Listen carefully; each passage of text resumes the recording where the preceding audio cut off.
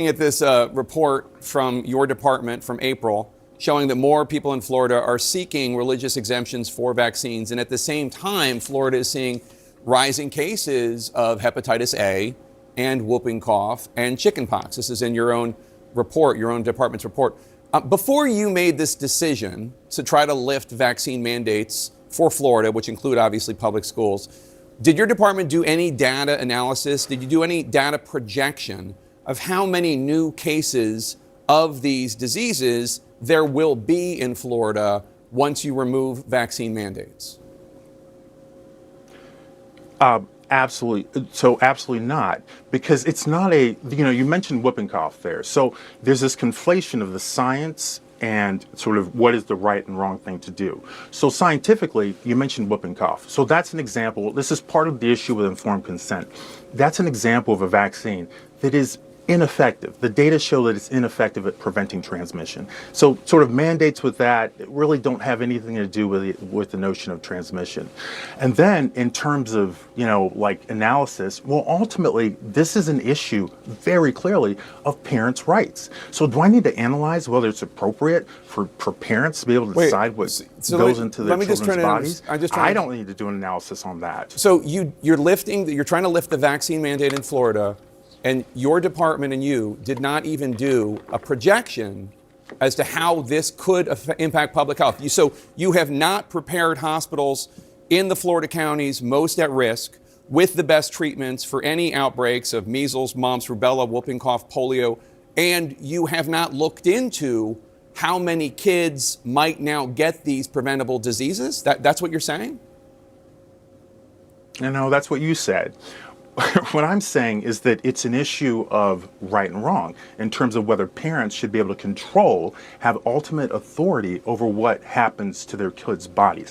And in terms of outbreaks, we do have outbreaks in Florida, just like every state, and we manage those. So there are no new special procedures that need to be made. Right, but you're talking about doing something that no other state has done. We manage them just as always. But you're talking about doing something that no other state in the United States has done and removing the vaccine mandate for public schools. You're making a decision that no other Surgeon General in the United States has done. It goes against what's recommended by every top medical organization, including the AMA, the American Academy of Pediatrics, the Boston Center on Emerging Infectious Diseases. It goes against what parents in Florida want.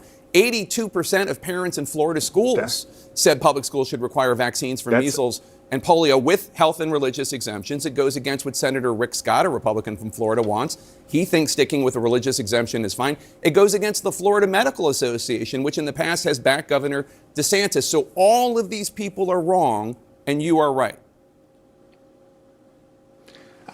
Again, sort of casting it in that way is not what I would do. Is not how I look at it. It's a fact. You look at the last. I would say what I would say is that, my history, if you will, is I share what I believe is the right thing to do, whether it's popular or not. I've been doing it for years. I certainly did it during the COVID-19 pandemic.